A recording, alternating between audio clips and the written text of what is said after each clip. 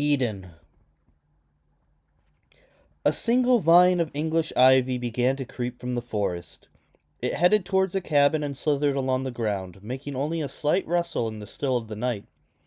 The light was on in the cabin, and the vine approached the window. The tip of the plant peeled back and revealed a single jet-black eye. The eye hovered in front of the window for several minutes before shrinking back down and receding back into the forest. Adrian was cozy inside the cabin. He had rented it for the weekend and was very excited to have the time away from work. His only wish was that he had a companion with him, but Adrian was not a kind man and did not have many friends, let alone romantic interests. His family lived far across the country and spoke little to him these days anyway.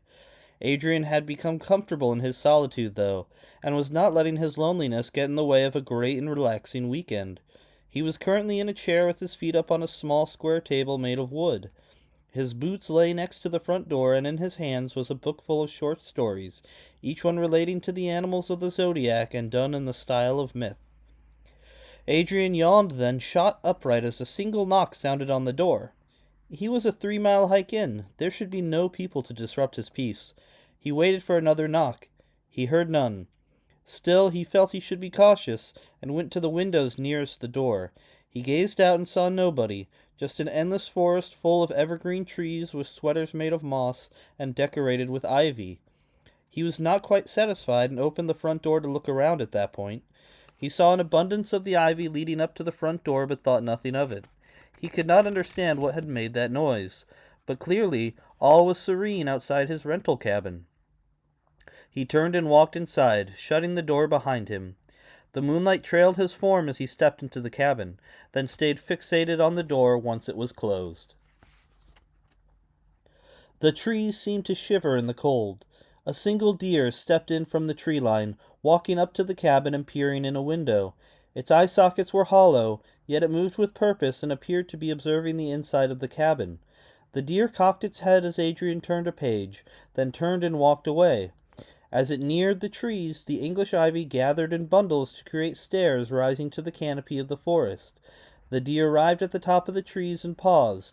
It looked back at the cabin then, and its skin began to wither. The hide of the deer soon dried and turned to dust, wind spreading the particles out over the forest. The deer, now made of bone and meat, shuddered and collapsed into the ivy. The vines embraced the corpse, tips opening to reveal sharp teeth which ate happily of the meat while the bones stood out in the night, with the light of the moon reflecting bright white against the inky black of the shadows of the ivy. The wind beat against the exterior of the cabin as Adrian prepared to go outside to relieve himself in the great outdoors. He pulled his jacket over his shoulders and stepped into his boots. Something nagged at him, and he decided to check the interior of the cabin. He paced the walls in a very small rectangle and saw nothing suspicious. He had not heard a knock since the initial one, but was still very wary. The floor was impeccably clean. His items were either in or next to his backpack, and the only thing out was his book. He grabbed his headlamp and brought it down around his forehead, then set it to the brightest setting and breathed deeply. He was admittedly a bit spooked by the night's odd happenings, but he truly did need to go. So he turned off the light inside the cabin and opened the door, the beam of his headlamp slicing the night apart as he stepped into the cold night air. The wind tore through his jacket and left him shivering with chills. He decided to only go to the tree line, where he would do his business, then return to the cabin. He stepped towards the trees and noticed that their tops did not bend in the harsh wind. As he neared, he marveled at the large mass of ivy, vines thickening as he approached the woods. He finally reached the edge and began to relieve himself. As he went, he looked to his left and noticed the perfectly formed skeleton of a deer, resting as if it had been gently placed by the hand of God. He wrapped up his business, then walked over to the deer skeleton. The English ivy bristled in excitement as Adrian's hand reached for the bones. The tendrils could not contain themselves and began to wave from side to side. Adrian did not notice. He was far too fixated on the perfect remnants of the deer. The ivy began to accumulate around him, began to form walls, began to close in on Adrian. Adrian touched the skeleton. The forest erupted with a screech that penetrated Adrian's ears and immediately burst both of his eardrums.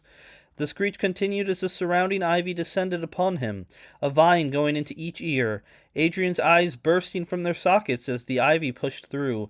Then Adrian's screams became stifled as the vines entered his mouth. The tips opened and the sharp teeth of the ivy was bared, tracing down Adrian's throat and gnawing at his stomach.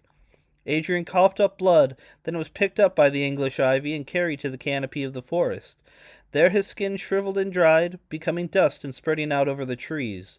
He was then simply bone and meat, his muffled screams of pain dying in the night. The ivy once again began to eat at the meat of their prey, until all that was left was the perfect skeleton of a lonely man. The vines lowered the bones to the ground. The deer skeleton arose and walked to the bones. Then the deer began to eat at Adrian's remains, grinding the bones down to dust. As the remnants of Adrian entered the deer's mouth, meat began to form around its bones. By the time the deer had finished eating the human skeleton, it had regrown its hide as well, returning to its former state. The deer turned and stared at the cabin, the hollows of its eyes blind yet seeing. The screeching of the forest quieted, and the deer ran into the trees. All was still.